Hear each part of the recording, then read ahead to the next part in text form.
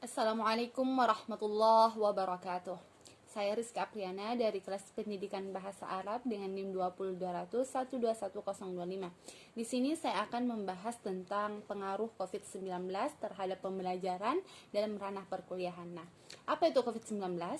COVID-19 merupakan singkatan dari Coronavirus Disease 19 yang merupakan virus yang menyerang sistem pernafasan. Nah, virus corona ini dapat menyebabkan infeksi pernafasan ringan seperti flu, namun dapat juga menyebabkan infeksi berat seperti infeksi paru-paru.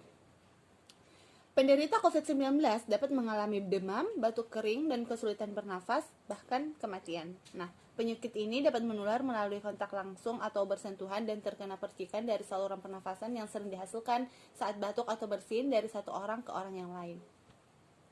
Virus ini menular sangat cepat dan menyebar hampir ke semua negara termasuk Indonesia dalam waktu beberapa bulan, sehingga pemerintah akhirnya memberlakukan kebijakan lockdown atau PPKM, pemberlakuan pembatasan kegiatan masyarakat untuk mencegah penyebaran virus corona. Nah, pengaruh COVID-19 ini ternyata tidak hanya berpengaruh kepada bidang kesehatan saja, namun berpengaruh kepada segala aspek kehidupan, seperti bidang ekonomi, di mana para masyarakat sulit untuk mencari mencari nafkah untuk keluarganya akibat dari pemberlakuan PPKM, yaitu pemberlakuan pembatasan kegiatan masyarakat, dan berpengaruh juga kepada aspek pendidikan.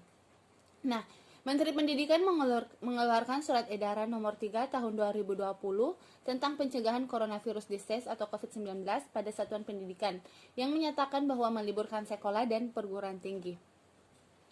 Hal ini dilakukan untuk memutus mata rantai penyebaran COVID-19 dan sebagai gantinya kegiatan pembelajaran yang awalnya dilakukan secara tatap muka di tempat yang sama akhirnya dilakukan di rumah masing-masing dengan menggunakan via online atau daring. Nah, pembelajaran daring atau online itu dapat dilakukan dengan dua cara, secara sinkron dan secara asinkron. Nah, secara sinkron itu adalah suatu proses pembelajaran di mana dosen dan mahasiswa bertatap muka secara langsung menggunakan via Zoom atau Google Meet. Jadi di sini menggunakan konferensi video. Kemudian secara asinkron itu adalah suatu pembelajaran online yang dilakukan oleh dosen maupun mahasiswa seperti WhatsApp, Google Classroom, dan email. Ini tanpa menggunakan konferensi video. Nah, apa saja dampak positif dari pembelajaran online? Itu yang pertama, meningkatkan kadar interaksi pembelajaran antara mahasiswa dengan dosen. Karena pembelajaran online dapat diakses kapan dan di mana saja, sehingga dosen dapat meningkatkan kadar interaksinya dengan mahasiswa. Kemudian yang kedua, mahasiswa merasa lebih nyaman dalam mengemukakan gagasan dan pertanyaan dalam pembelajaran daring. Dibandingkan dengan apabila pembelajaran dilakukan secara tatap muka, maka mahasiswa akan merasa grogi atau gugup dalam mengemukakan gagasannya, berbeda saat pembelajaran online dilakukan. Kemudian yang ketiga yaitu memungkinkan terjadinya interaksi pembelajaran di mana dan kapan saja.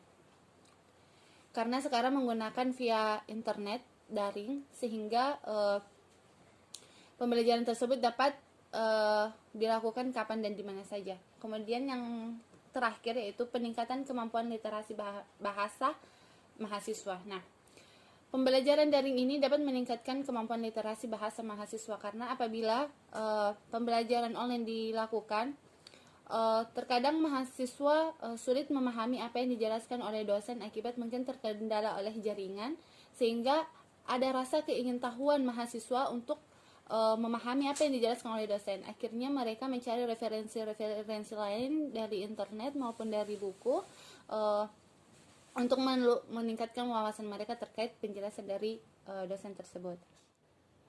Nah, selain dampak positif, pembelajaran online juga memiliki dampak negatif. Yang pertama, jaringan internet yang tidak stabil. Jaringan internet itu sangat berpengaruh saat pembelajaran online itu dilakukan. Kemudian yang kedua, membutuhkan kuota internet yang banyak, apalagi menggunakan konferensi video, maka itu akan membutuhkan kuota internet yang banyak.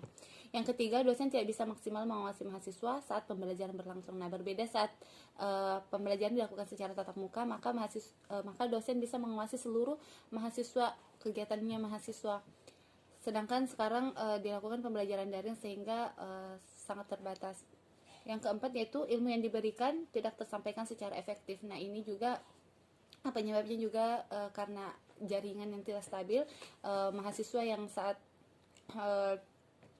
melakukan proses pembelajaran dan via Zoom tiba-tiba terkeluar sendiri akibat dari tidak stabilnya jaringan, maka penjelasan dari dosen itu akan terpotong atau tidak sampai kepada mahasiswa tersebut secara efektif.